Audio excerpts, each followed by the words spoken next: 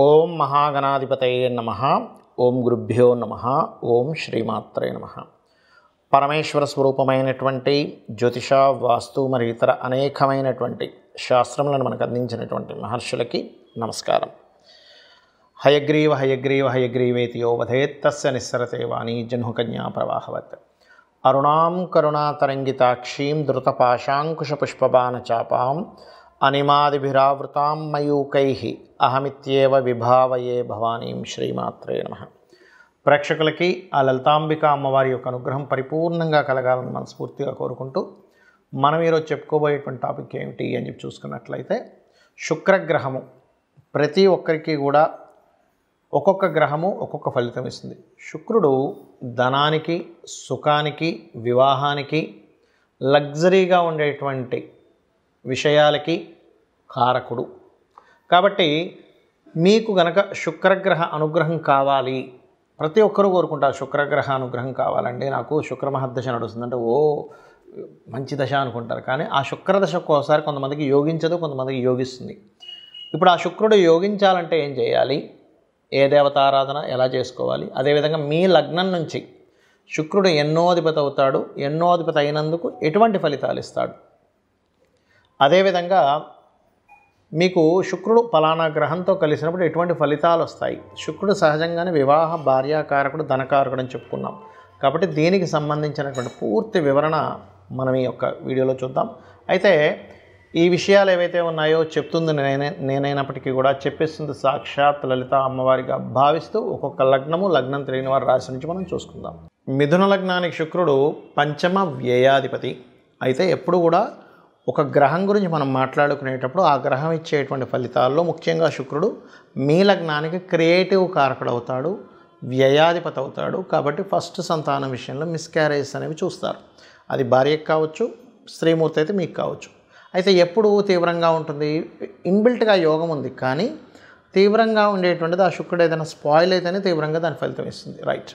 అంటే శుక్రరాశిలో పంచమంలో ఏదైనా పాపగ్రహం ఉన్నా, నీచబడ్డ గ్రహం ఉన్నా అప్పుడు ఆ రిజల్ట్ ఇస్తుంది, లేదా శుక్రుడు పాడైతే. అదర్వైజ్ ఏమవుతుంది, శుక్రుడు బాగున్నాడు మీకు పంచమాధిపతి అయితే ఉపాసన, అమ్మవారిని ఎంత ఉపాసన చేస్తే అంత బాగుంటుంది. అంటే ఎలాంటి వాటిల్లో బాగుంటుంది, మీకు విదేశాలకు వెళ్ళి సెటిల్ అవ్వడం, లేదా సంతానం మంచి అభివృద్ధిలోకి రావడము, మీరు చేసేటువంటి చిన్న చిన్న ప్లానింగ్స్ సక్సెస్ అవ్వడము. అంటే ఒకసారి చూడండి, చిన్న ప్లాన్ చేశానండి అసలు ఇంత సక్సెస్ అవుతుందని నేను అనుకోలేదు అంటూ ఉంటారు. అలాగా విదేశాల్లో ఉండేటువంటి ఫ్రెండ్స్ మూలంగా మీకు కలిసి రావడం జరుగుతూ ఉంటుంది శుక్రుడు బాగుంటే కనుక. అదే శుక్రుడు మీకు పాడయ్యాడా, వ్యసనాల మూలంగా ఇబ్బంది వస్తుంది, షేర్ మార్కెట్ మూలంగా ఇబ్బంది వస్తుంది. శుక్రుడు పాడయ్యాడు మీకు, అస్సలు షేర్ మార్కెట్ జోలికి వెళ్ళకూడదు. పంచమం అనేటువంటి షేర్ మార్కెట్ని సూచిస్తుంది. ఇక్కడ మీకు ఒక విషయం చెప్తాను, షేర్ మార్కెట్లో ఎవరైనా రాణించాలి అంటే ఎప్పుడైనా గుర్తుపెట్టుకోండి, 2, 5, 8, 11. 2 అంటే ధనం, 5 అంటే స్పాంటేనియస్నెస్, ఎప్పుడు ఎంటర్ అవ్వాలి, ఎప్పుడు ఎగ్జిట్ అవ్వాలి షేర్ మార్కెట్లో అది తెలియాలి ముఖ్యంగా. 8 అంటే ఆకస్మికంగా రావడం, 11 అంటే లాభం. సో 28, 25, 8, 11 కాంబినేషన్ ఉండి చాలా నీట్గా ఆ యొక్క మహాదశలు నడిచేటప్పుడు మాత్రమే షేర్ మార్కెట్ డైలీ ట్రేడింగ్లోకి ఎంటర్ అవ్వండి. అదర్వైజ్ ఎంటర్ అవ్వకండి. చాలామంది పోగొట్టుకున్న వాళ్ళు ఉన్నారు, క్రిప్టో కరెన్సీ అని, షేర్ మార్కెట్ అని, ఆ పందాలని ఈ పందాలని బోల్డ్ మంది పోగొట్టుకున్న వాళ్ళని నేను రోజు చూస్తూ ఉంటాను. కాబట్టి ఈ కాంబినేషన్ ఉన్న వాళ్ళకి యోగిస్తుంది, ఈ కాంబినేషన్ ఉన్న వాళ్ళకి వచ్చింది కూడా నేను చూశాను. రైట్. ఇక నెక్స్ట్ విషయం కనుక మిగతా విషయాలు కనుక చూసుకున్నట్లయితే, ఇక్కడ మీకు అమ్మవారి ఆలయాలకు వెళ్ళి మీరు కనుక సేవ చేస్తున్నట్లయితే మీకు బాగా యోగిస్తాడు శుక్రుడు. శుక్రుడు బాగుంటే సంతానం కలిగి అక్కడి నుంచి మీకు గ్రోత్ అనేది స్టార్ట్ అవుతుంది, విదేశాలకు వెళ్ళడం ద్వారా స్టార్ట్ అవుతూ ఉంటుంది, గుర్తుపెట్టుకోండి. అయితే ఇక్కడ శుక్రుడు ఎలా ఉన్నాడు, శుక్రరాశుల్లో ఉండే గ్రహాలు ఎలా ఉన్నాయనేటువంటి చూసుకోవాలి. శుక్రరాశుల్లో ఏదైనా పాపగ్రహాలు ఉన్నట్లయితే ఆ గ్రహాలకి దీపారాధన చేయండి, అప్పుడు ఆటోమేటిక్గా బాగుంటుంది. మీకు ఉపాసనా దేవత కూడా మీకు అమ్మవారి అవుతారు, పంచమాధిపతి శుక్రుడు అయినందుకు. ఇవి చేయండి, అన్ని విధాలా మీకు బాగుంటుంది. చాలామందికి శుక్ర సంబంధించినటువంటి మహాదశలు వచ్చినప్పుడు యోగించదు. ఎందుకు యోగించదో కూడా చెప్తా ఇప్పుడు నేను మీకు. శుక్రుడు గుర్తుపెట్టుకోండి, శుక్ర రాశుల్లో ఏదైనా పాపగ్రహాలు ఉన్నా, చాలా ఇన్డెప్త్ సంబంధించిన విషయం ఇది. శుక్ర రాశుల్లో పాపగ్రహాలున్నా శుక్రుడిని పాపగ్రహాలతో కలిసిన శుక్రదశ యోగించదు. అప్పుడు మనం ఏం చేయాలి అంటే చాలా సింపుల్. ఏ గ్రహాల ద్వారా అయితే ఆ యొక్క రాశులు ప్రభావితమయ్యాయో ఆ గ్రహాలకు సంబంధించినటువంటి దానము లేదా దేవతారాధన చేసుకోవాలి, గుర్తుపెట్టుకోండి. ఇప్పుడు ఎలాగంటే ఇది ఎందుకు ఇలా పనిచేస్తుంది అంటే చిన్న ఎగ్జాంపుల్ చెప్తా చూడండి. మీకు ఒక అబ్బాయో అమ్మాయో ఉన్నారు, వాళ్ళని తీసుకెళ్ళి హాస్టల్లో వేశారు. హాస్టల్లో వేసి చదువుకునే సమయంలో హాస్టల్లో ఉండేటువంటి రూమ్మేట్స్ కనుక కరెక్ట్ పర్సన్స్ అనుకోండి, ఇంకా బాగా చదువుతాడు, అమ్మాయి కావచ్చు అబ్బాయి కావచ్చు. అదే హాస్టల్లో రూమ్మేట్స్ ఉన్నటువంటి వాళ్ళు కనుక ఈ అబ్బాయి యొక్క చదువుని కాన్సన్ట్రేషన్ పక్క తప్పించేలాగా ఉన్నారనుకోండి, అప్పుడు పరిస్థితి ఏంటి? ఈ అబ్బాయి చదువు మీద, అమ్మాయి కావచ్చు అబ్బాయి కావచ్చు, చదువు మీద కాన్సన్ట్రేషన్ పక్కకు పోతుంది. అలాగే గ్రహాలు ఎప్పుడు కూడా ఆ శుక్రరాశుల్లో ఉండేటువంటి గ్రహాలు ఏమిటో చెక్ చేసుకోవాలి, శుక్రుడితో ఉండేటువంటి గ్రహాలు ఏంటో చెక్ చేసుకోవాలి. దాన్నే PAC అంటారు, అంటే ప్లేస్మెంట్, ఆస్పెక్ట్ అండ్ కంజంక్షన్. ఇది చాలా ముఖ్యమైనటువంటిది. అలాగే శుక్రుడితో కొన్ని గ్రహాలు కలిసి ఉంటాయని మనం చెప్పుకున్నాం, దానివల్ల కూడా ఫలితాలు వస్తాయని చెప్పుకున్నాం. ఉదాహరణకి శుక్రుడితో రవి ఉన్నాడు అనుకోండి, కంబస్ట్ అయ్యాడు, ఉదాహరణకి రవితో శుక్రుడు, అప్పుడు ఏమైపోతుంది? శుక్రదశ రాగానే అన్ని స్ట్రక్ అయిపోతూ ఉంటాయి. అలా కాకుండా కంబస్ట్ అవ్వలేదు కానీ కలిసి ఉన్నారు, అంటే 8 డిగ్రీలు దాటి ఉన్నారు. అప్పుడు ఏమవుతుంది? శుక్రదశ వచ్చినప్పటి నుంచే రాజకీయంగా వెళ్ళడం కానీ, అధికారికంగా వెళ్ళడం కానీ, సంతానం మూలంగా గ్రోత్ అవ్వడం కానీ, గవర్నమెంట్ రిలేటెడ్ సంబంధించిన ధనయోగాలు కానీ జరుగుతూ ఉంటాయి.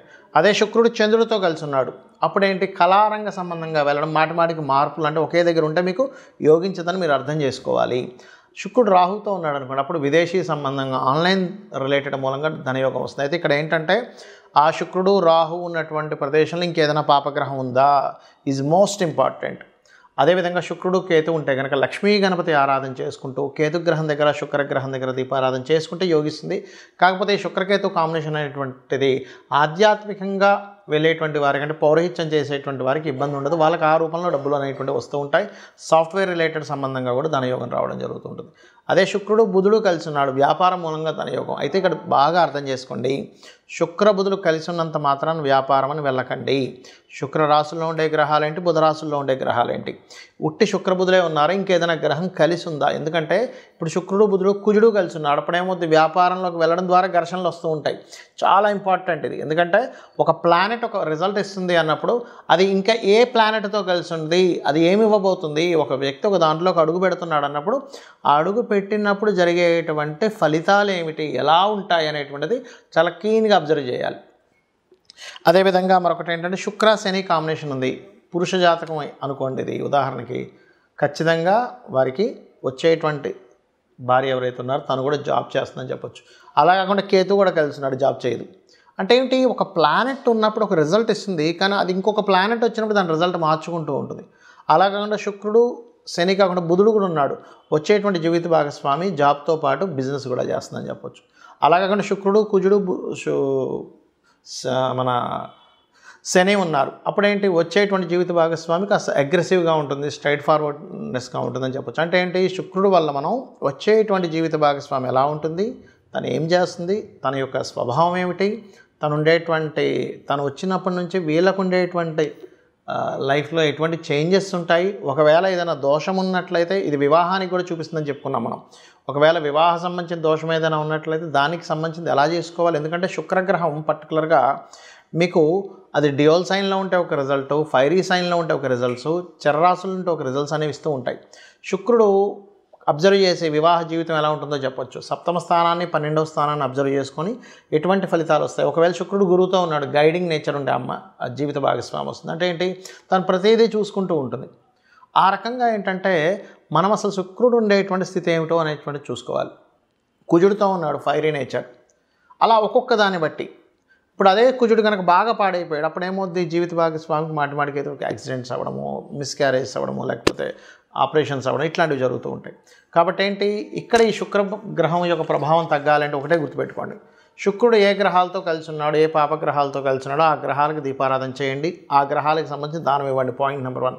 రెండవది, శుక్రుడు బాగా యోగించాలంటే గణపతి, లక్ష్మీ గణపతి ఆరాధన చేసుకోవాలి. లలితా సహస్రనామాల యొక్క శ్రవణము పఠనము చేయండి.